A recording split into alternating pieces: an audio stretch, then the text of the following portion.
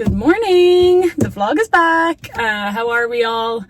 Great to be back after the Christmas break. Took a few weeks off the vlog, get the creative juices going. To be honest, I just wanted to get used to like January, you know, the first week of January. Wanted to take it easy. Myself and Evan are on like a new meal plan, which I'll tell you about later. Well, we're on keto. People who watched my live stream last week will know that. We're doing the keto diet just to see, kind of mainly just to like be off sugar, off alcohol, and have a bit of a plan, and not restrict too much, because I can't bear those like meal plans. Sorry if the sun is really high, but it gives me a nice glow. I can't bear those meal plans that are like fucking chicken and broccoli. Like, it would never be me.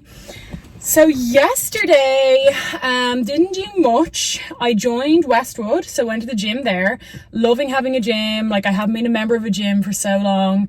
The last time I was when I was living with my mum and dad. I was in the gym in Tara Street, and that was some of the best shape I've been in. So I do think I need somewhere to go. So I'm excited to be in Westwood. And after that, went into town because I got my Invisalign back on. But got the Invisalign back on. Then I got my fringe trimmed because it was just a little bit long and kind of hard to style. Then came home, ate dinner, and now here we are. And I'm going to drive home, and you can come along the day with me. I don't know what I'm going to do today. I think I might go see my mom. I've got still have some stuff to like clear out of my room there. And anyone who's moved out of their parents' house and has left stuff there, you'll hear from them constantly being like, when do you come in to collect that stuff? And I'm like, oh, I live in an apartment. I have no storage, like fully have no storage. So I got vacuum packs where are my keys? I got vacuum packs to kind of wrap up some clothes that like, it's kind of more sentimental stuff. Like, I have like my dad's dress, which people might laugh at me for keeping. My dad's dress was vintage, so it's not really something I want to sell. It was from the 50s. And I have some other stuff that's just like, I just think it's kind of cool. And like, I got it off eBay, but I wouldn't, Marty in the mornings, I wouldn't personally be wearing it anymore. So if I go there, maybe I'll vlog some of the stuff that I find. I might find some funny like stuff from, see, now thing is about my room back in my parents' house, it's not like my childhood room, because I grew up in a different house in Glasnevin. I lived there till I was 16, and then we moved to Clontarf. So it has already had a purge, do you know what I mean? But anyway, off we go home. I'm not very hungry, but I should eat some food, or I'll have a protein shake because I'm in the gym, bro. Anyway, beautiful morning, happy January. Thanks for coming back to the vlog.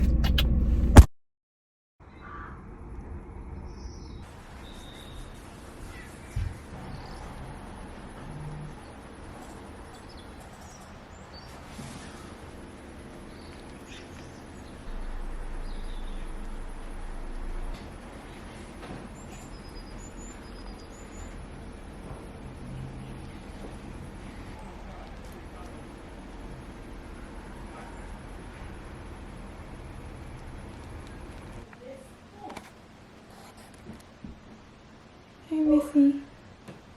Hey, Missy. Oh, hi, Puss. Oh.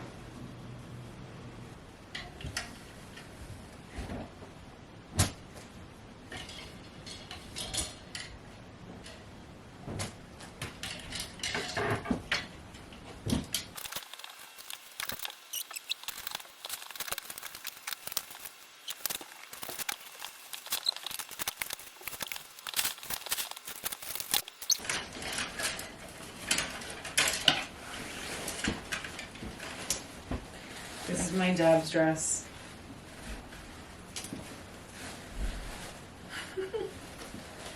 I wonder would it still fit me?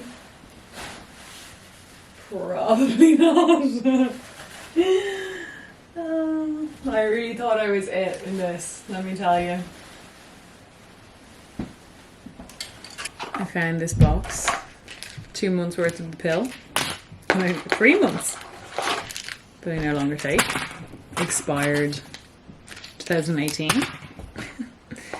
And so many Polaroids. Oh my god. Me and my friend Taya. Me and Yulia, and a girl I went to college with. Me and Yulia, the first time I went to Ibiza. It's me and my brother in Australia. This one is of my brother, and he must be, Louis must be like, he'll kill me for showing this. He must be like 17 there. Thea, here's Devon. A lot of memories here. Some good, some bad. Some a little bittersweet to look back on, but memories nonetheless. You know, you can't erase the past, man. Oh, here's me and my friend Ross. I was only talking to him the other day. Oh, ignore my broken nail. Love Ross. He lives in London. He's an actor. Things you find, guys. Tiffany bracelet. These are back in now, aren't they? Keeping that. I got that, I think, for my 21st birthday. From my Aunt Breda, who always got the best presents. You know, we have one auntie who just gets it. She got it. She always used to go to New York for shopping when that was a thing. And she got me this. So, I obviously kept good care of it. This is like gonna be a box of memories, I can tell. A Lana Del Rey CD. But there's sunglasses here. Oh yeah, I got these in Milan with Taya. I really thought I was like the shit with these. Are they cool? Like, will I wear these again? That's what I always think. Like, what if they came back in style? And I was like, Devo. This bag. You know when you see something, it just brings you right back. I can't remember where I got this, but I used to keep all my jewellery in it. I think it still has... It's a jewellery, but I have no idea what could be in here. Silver rings. Oh. So, story time.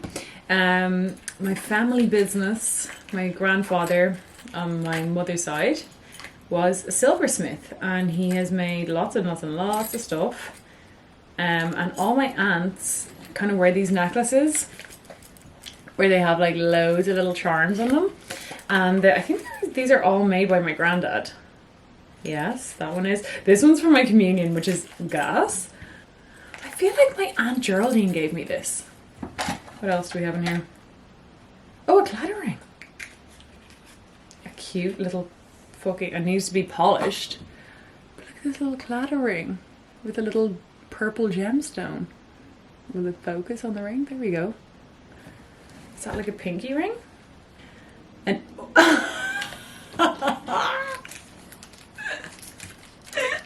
An Orty. This is something I thought was going to be a collectible. Orty Sport. Oh my god, I need to hide my disgusting nail that broke. Orty Sport Ireland for the Olympics pin. I don't know where I got this, but I pretty much thought, like, I remember being like, that's going to be worth some money someday. What is this? An Olympic Games pin. Again, obsessed with the Olympics.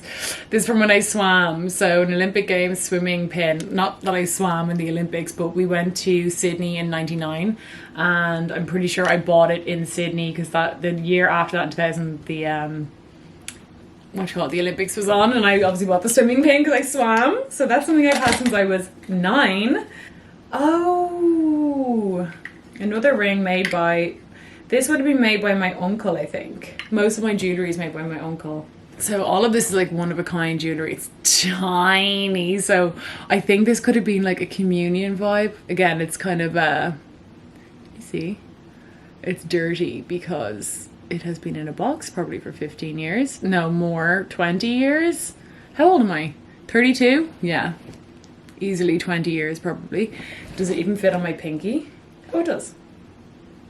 That's kind of cool as a pinky ring. Oh my god, I didn't know I had all this. This is crazy.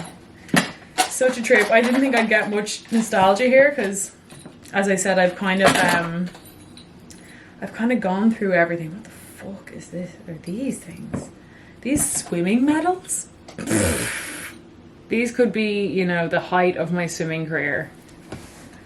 And these obviously were worth... Do you know what I think they are? I think these are from the All Irelands, the last ones I ever did. But that's everything in my little, although I have this thing here and I don't know, oh I do at the top. So this, okay, I used to put, this was for the tooth fairy. I'd put my teeth in here and then when I'd wake up there'd be a coin in there. Now I'm presuming children now probably get like 50 € notes, but like more shit that I'll be keeping for my kid. Like I'm not broody by the way guys, so do not be presuming like, is she pregnant? No, she's not. But how cute is that? I found my degree. Historia Artirum Elegantorium et Architecturae et Studiis Classicis.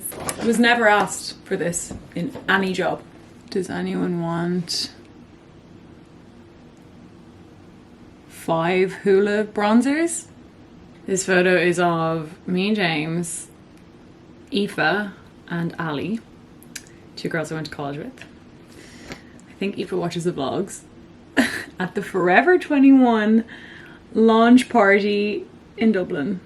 We thought we were celebrities. Would you look who it is? This is Katsu. She's my cat, my Siamese. A lot of people ask where she is. She lives with my parents. She's extremely happy here and has insane bedtime privileges, bed privileges, everything else.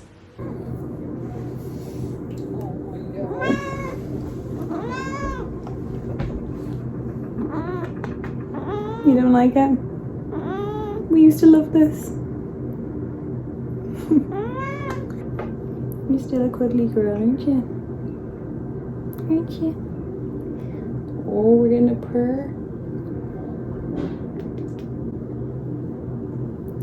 If any of you guys have a Siamese cat, you know how insanely affectionate they are. They're like little humans. They're very like dogs. Katsu is no different. I love her so much and I miss her all the time. Don't I?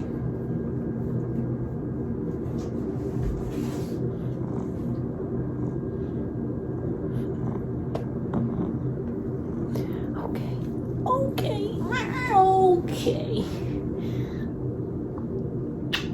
See, you don't get any time on the vlog.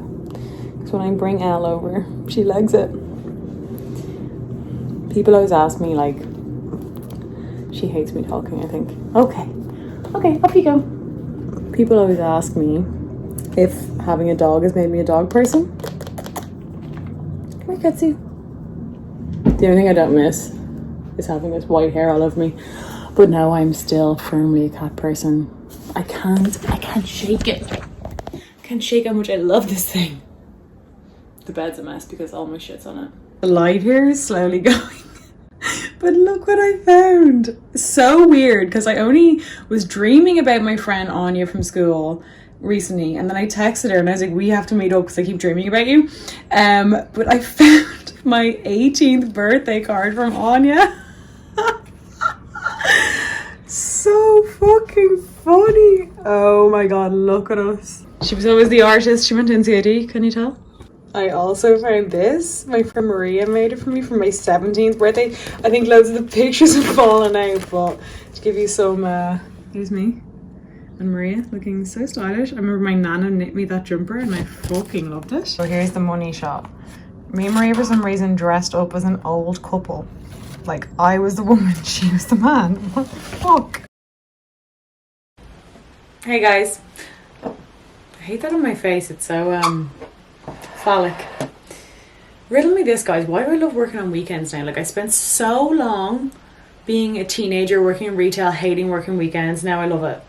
I don't know what it is. I just always feel like if I work on a Saturday, I get the best work done. It's so weird. But anyway, I had planned. It's too hot. I had planned on doing like some footage in town, but after the like horrific news of Aisling Murphy's murder didn't really seem the vibe. Yesterday I was in town all day. Hey guys, we can all see that annoying green ribbon coming out of my neck. It's going to be there for the rest of the video, so get used to her. Training, and then I went to the vigil. It was such a huge turnout for it, but obviously like wasn't exactly going to be like vlogging a vigil.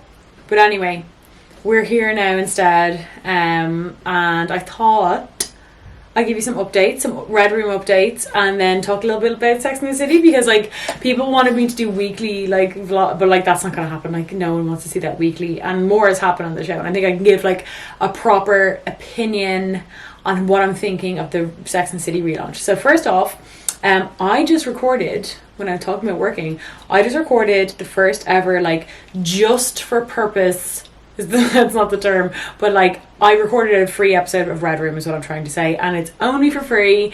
I'm doing these monthly now, so that was part of my goals for 2022.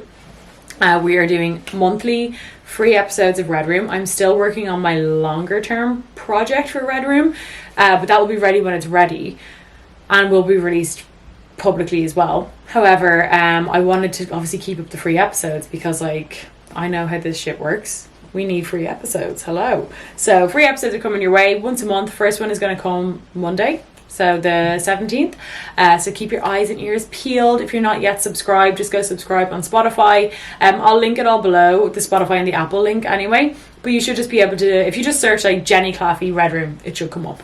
And you can subscribe, and then it'll come through your phone at 6 a.m. like all my other podcasts do.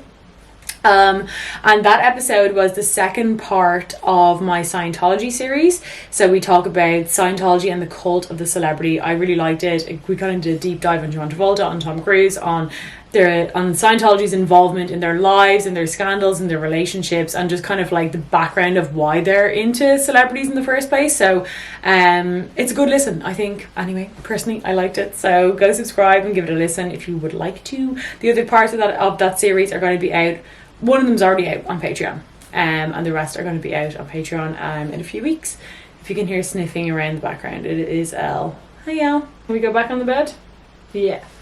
Back on the bed. Oh no, she thinks I'm going to rubber belly. So to finish off the vlog, I wanted to talk about, I just keep calling it Sex and the City because like I'm just like that. Just sounds like I don't know, just sounds weird. Doesn't roll off the tongue. That'd be my first point of critique.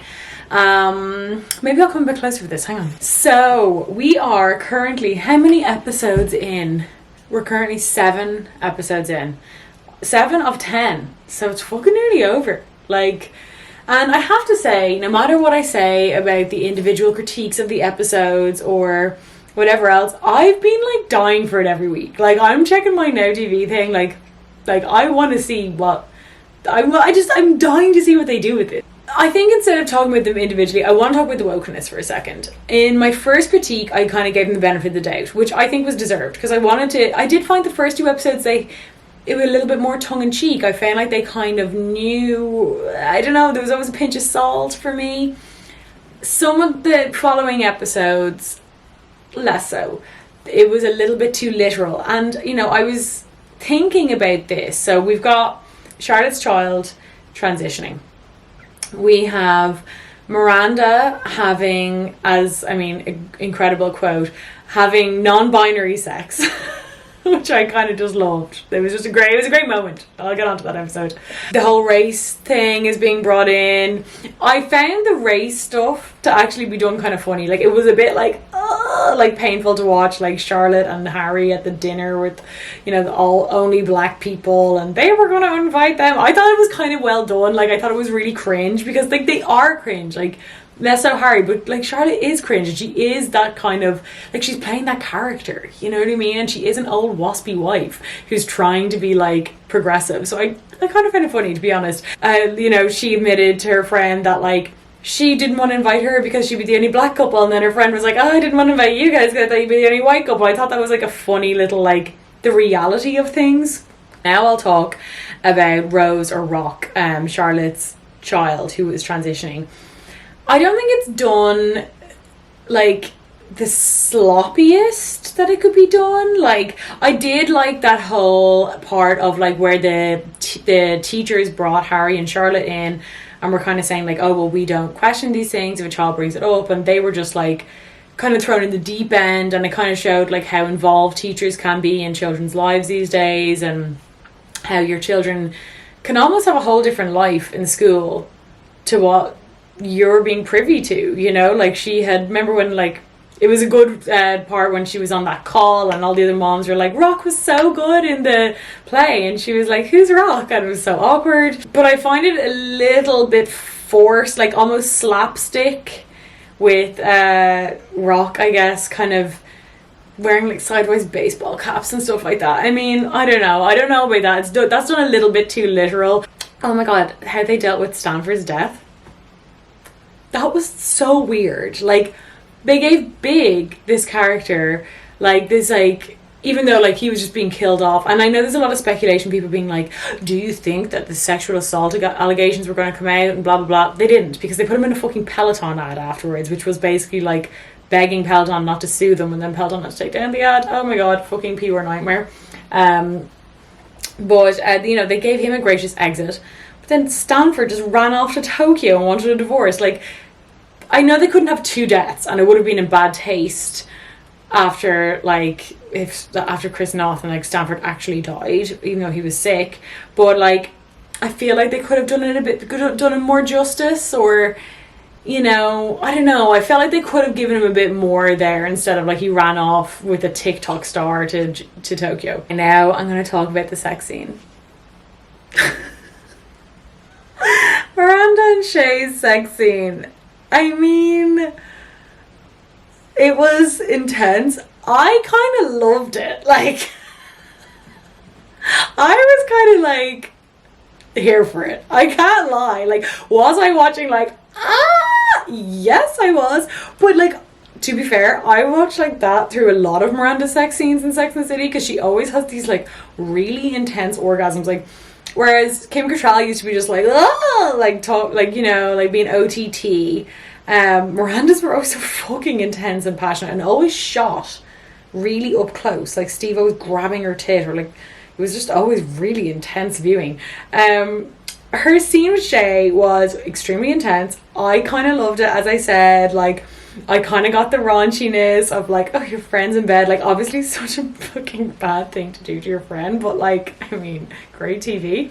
And like Carrie waking up and realizing it was happening, and I really liked how Miranda like came in as if nothing happened. Like, she was kind of like, what? And like Carrie's like, what the fuck, man? Like, you just had sex with my boss in my kitchen when you're meant to be taking care of me, and I pissed myself. Like, that was real classic Sex in the City for me. And I guess it was kind of a note of like, Carrie would usually be the shit one. Like, remember when Carrie sends Aiden over with the bagels to take care, or no, not the bagels. She comes over with the bagels after sending Aiden over to pick up Miranda with the neck thing. And Miranda's always so reliable, and Miranda here, I guess the whole theme with Miranda's character is like, she's going through a bit of a midlife crisis. She doesn't really know her identity anymore. She doesn't know who she is as an older woman. And I think they're getting that across really well. I was scared that they were going to just go down the route of like, she's randomly, you know, gay, or she's random, you know what I mean, now, which was like, I thought a bit too obvious.